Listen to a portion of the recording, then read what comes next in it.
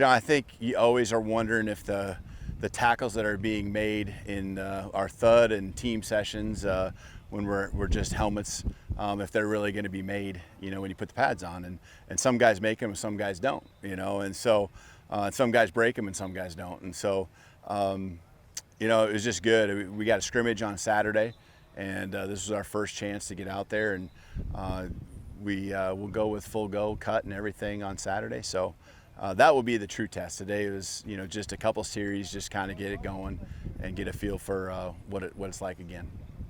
With so many returners, how important is this first scrimmage compared to maybe where it would be normally for guys to make a case for playing time? Yeah, I think it's really important. We only get 8 days in full pads, and one's done, and one is going to be later towards our first game. And so that really leaves us 6 solid opportunities in pads. And as much as, veterans can just kind of, you think, flip the switch, there's still a piece to it where, you got to get back into that feel. And I think from a competitiveness, there's veterans that are being pushed. And, they need to make sure they hold their spots down too. So it's important for them. It's important for our young guys. I think, with only 2 scrimmages this Saturday and next Saturday, both days are critical. How's the position battle going at tight end? Yeah, there's not a lot of numbers at that position. Usually we'd have 1, maybe 2 more guys at that spot. But I feel really good about who they are. I think all of them are quality guys that serve more than just a role, but they can get out there and do some things. And so obviously Juan's back, and he was the starter going into last year, but Ray got a lot of reps, and Rory Hansen's done a nice job. I mean, I think those 3, just when you look at what they've done over their careers or last season, you feel really good about them. And then I've been really impressed with Trey Watson. That guy's going to be a great football player if he keeps going about his business each and every day, and just has all the assets that we want, from the athleticism to, he'll be able to put some weight on that frame of his, which is already big, and make a lot of plays in the pass game. There's no question. You can see his basketball skills really come into play when it comes to playing on the football field. Any big plays that stood out to you during team period today? Yeah, one guy that has gotten a lot of opportunities, and we've been careful with our older running backs, just like we did in the spring game. But Malik Sherrod continues to just be very consistent running the football. And again, we only went a scripted period and then 1 drive with offense and defense, so there wasn't a lot of opportunities. The emphasis was certainly on being physical and running the football with limited opportunities to do that. So Malik got his chances and really, broke some tackles, and a lot like Ronnie, even though he's not big, especially when Ronnie was at that age, Malik shows that he can not just run outside, but he can run in, and brings a lot of power to his punch when he gets up in there. I believe Bigelow missed practice today. Do you know how he's doing? Yeah, he'll be all right. I mean, he'll be fine. He should be back in the next day or so. So just working through, down with the weather's got him down a little bit. So that's it. But Sherrod showing out today, that obviously kind of pushes him to compete for that 3rd spot behind Mims. Yeah, that's really competitive. And Jordan Wilmore, I thought, did a nice job. We think of Jordan as kind of that power guy also in the run game, but he made some great plays in our 7-on-7 session today. So really like what Jordan and Malik are doing as far as their development. Jordan, Mims, and Ronnie, they kind of know the whole offense so well, like the back of their hand, but those other guys are really, really coming along, and Coach Mark's doing a great job of challenging them and pushing them. And you can see their toughness, not just what they do and understand the X's and O's. You see their toughness really coming through right now too. And lastly, what do you think about Fife and Henderson? How are they competing with each other during this early season? Yeah, it's really competitive. It really is, and it's a healthy competition. But it's really cool seeing those guys each day come out and they're pushing themselves, and because of that, it challenges the other guy. And I'm really proud of the way they're handling it from a relationship standpoint, but also how they're handling it when it's their opportunity to go make a play. So they both have great skills, and they're very similar. Obviously, Jalen's physical, just a little bit taller, but they both can move really well, and know where they're going with football right now. And so that's impressive for both of them, given the reps that they've had, I guess, especially with Jalen, because he didn't have a spring ball like Logan. Last question for me, Coach. Just kind of given the news in NFL training camps of like some altercations and maybe some coaches old school like gassing them, making them run laps and stuff like that. How do you find the balance of like, keeping the energy up, but also kind of avoiding things like that? I honestly, I get so entrenched in my little world, I'm not sure what you're talking about. Judge, the Giants coach, okay, is kind of under fire for like old school, high school, making them run laps and stuff like that, and then like a brawl broke out. I gotcha. Well, yeah, I mean, that's day one. We talked about fighting in a practice and how it's not going to be tolerated, and there are consequences with that. And to me, it's a sign of our maturity, and it's intense and it's emotional, and guys are getting into it, and so little things happen. We haven't had one situation in our 6 practices yet, and that to me is a sign of a team that's focused on the team piece rather than just individually their little battles with the guy across from them. Obviously a lot of difference this year compared to last, but I think one topic that hasn't been discussed is how they're not juggling class right now, the players. Yeah. How much different is it to have them all day long compared to last year? No question. When this year, because we started a week earlier, we actually have 3 weeks of camp, so starting late a year ago and everything that went with that, and now starting early, it's certainly allowed us to get into a routine of consistent, just every day, kind of knowing what time to be here, what the schedule's going to be, a few little things, you got picture day and all that kind of stuff. But, the thing that I challenge the guys with is the boredom that comes along with consistency, not getting caught up in that.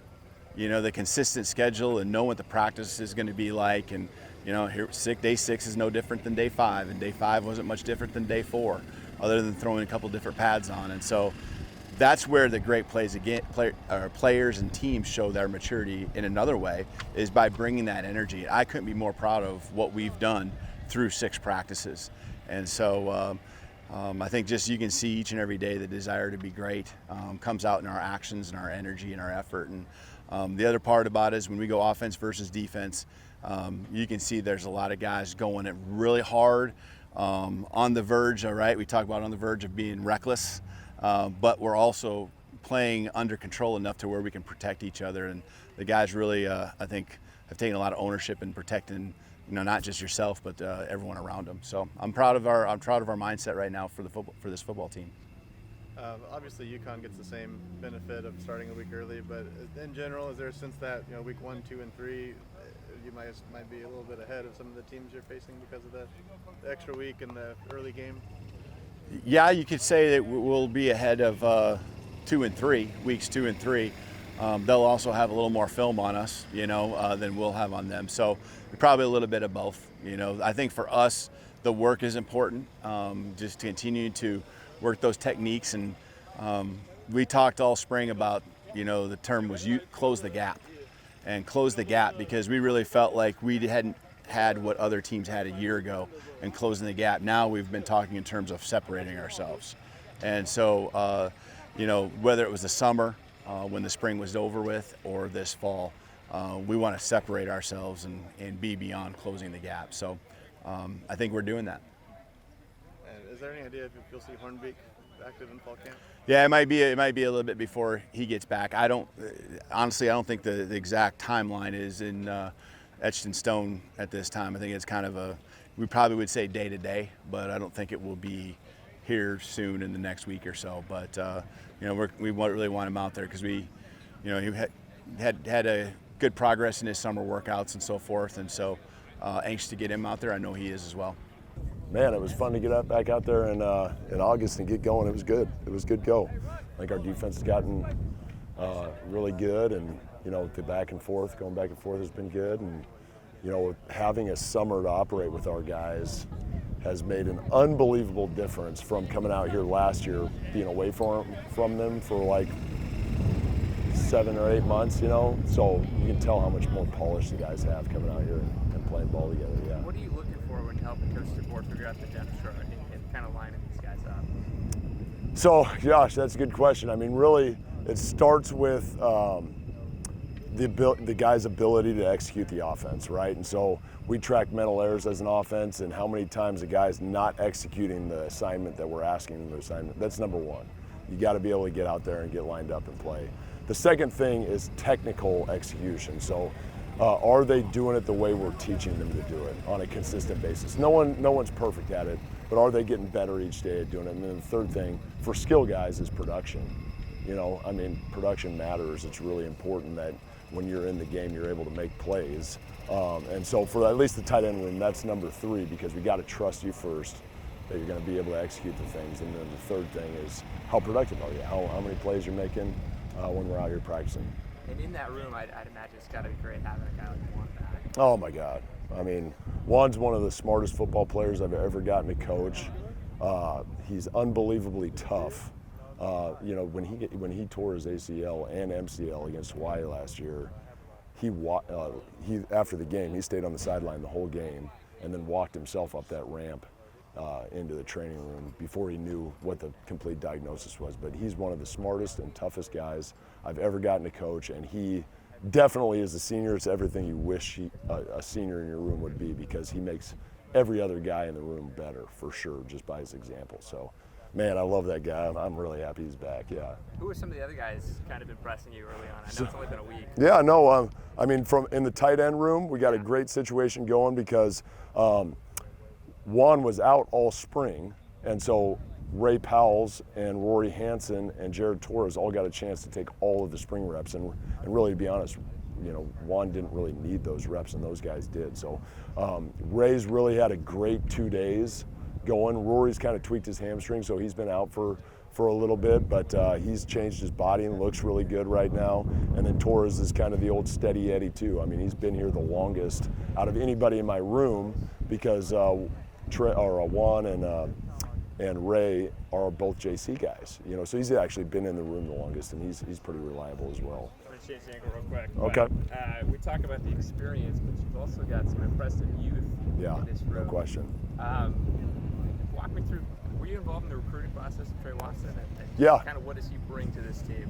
Yeah, you know, Trey's an interesting one because he's been all over. His dad was in the military, so he grew up in LA, and then he's actually lived in Japan. He's lived in New Mexico for the last few years, but kind of been all over. And you watch him, I mean, as a junior, he was the male athlete of the state of New Mexico as a junior.